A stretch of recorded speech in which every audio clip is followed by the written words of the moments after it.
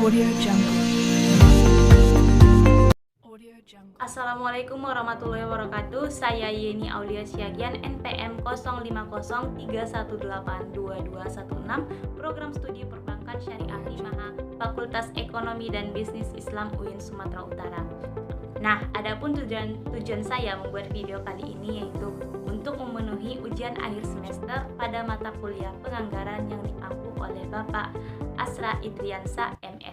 Di video kali ini saya akan menjelaskan tentang anggaran investasi. Nah, anggaran investasi merupakan rencana perusahaan dalam pembelian barang yang dipergunakan untuk produktivitas perusahaan dalam suatu periode pada jangka panjang.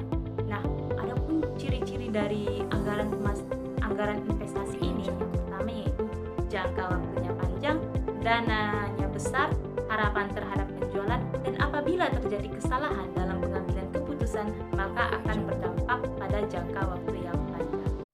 Nah, adapun jenis-jenis investasi yaitu investasi pengganti, investasi penambahan kapasitas, investasi penambahan jenis produk baru, dan investasi lain-lain.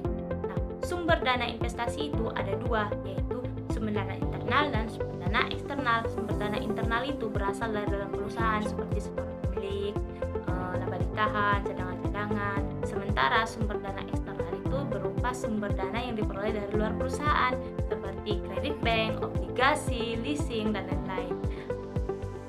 Lalu, ada dua komponen utama yang perlu kita ketahui dalam pembuatan anggaran investasi. Yang pertama yaitu arus kas keluar dan arus kas masuk bersih tahunan. Dengan mengetahui dua komponen ini, kita dapat menentukan apakah investasi ini layak atau tidak dengan menggunakan 3 metode. Yang pertama yaitu dengan menggunakan metode payback period. Metode payback period yaitu metode dengan penilaian berapa lama jangka waktu pengembalian atas dana yang telah diinvestasikan dengan menggunakan rumus investasi arus kas bersih per arus kas masuk bersih per tahun. Nah, sebagai contoh yaitu diketahui PTX ingin mengganti mesin lama dengan mesin yang baru dengan pilihan mesin A seharga 1.100.000.000 dengan arus kas masuk bersih per tahun sebesar 200 juta per tahun. Sementara mesin B itu seharga 1.500.000.000 dengan arus kas masuk bersih per tahun sebesar 400 juta. Diperkirakan harga jual mesin lama itu sebesar 300 juta. Maka alternatif mana yang akan dipilih oleh PTX? Maka dari itu, untuk menghitung payback periodnya, maka kita akan menghitung payback period pada mesin A dan pada mesin B.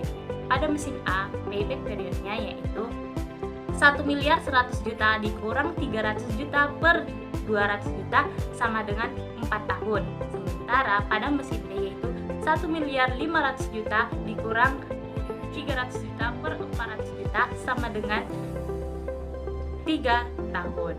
Nah, maka alternatif yang akan dipilih oleh PTX yaitu pada mesin B karena jangka waktu pengembaliannya yaitu sebesar selama 3 tahun. Kedua yaitu dengan menggunakan metode present value.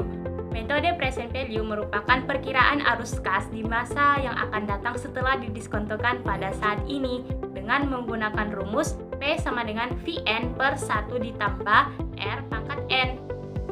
Yang mana P di sini merupakan jumlah uang di awal periode, R tingkat bunga, N jangka waktu, dan VN merupakan jumlah uang di akhir periode. Sebagai contoh, diketahui VN sama dengan 1 juta rupiah, R-nya sama dengan 10%, dan N-nya selama 2 tahun. Ditanya P totalnya berapa. Nah, dalam mencari P totalnya ini, maka kita masukkan saja ke dalam rumus tadi. Nah, yang pertama P1 sama dengan 1 juta per 1 ditambah 10% pangkat 1, maka hasilnya ialah 900.000, 9.090,9. Kemudian mencari P2-nya sama saja, hanya mengganti nilai N menjadi 2 atau menjadi pangkat 2. Maka hasilnya adalah 826.446,2. Nah, dalam mencari mencari P totalnya, yaitu tinggal menjumlahkan P1 ditambah P2, maka hasilnya ialah 1.735.531,1.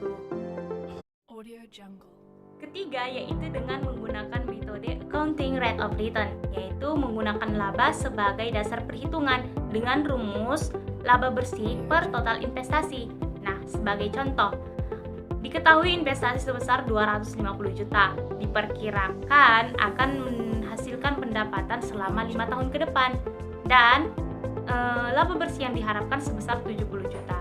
Berapakah accounting rate of return-nya? Maka kita akan memasukkan ke rumus tadi, ARR sama dengan laba bersih per total investasi sama dengan 70 juta per 250 juta dikali 100% sama dengan 28%. Maka laba yang didapatkan oleh perusahaan itu sebesar 28%. Nah, demikian yang dapat saya sampaikan. Kurang dan jangkaunya saya mohon maaf. Kepada Allah saya mohon ampun. Terima kasih atas segala perhatian. Wassalamualaikum warahmatullahi wabarakatuh.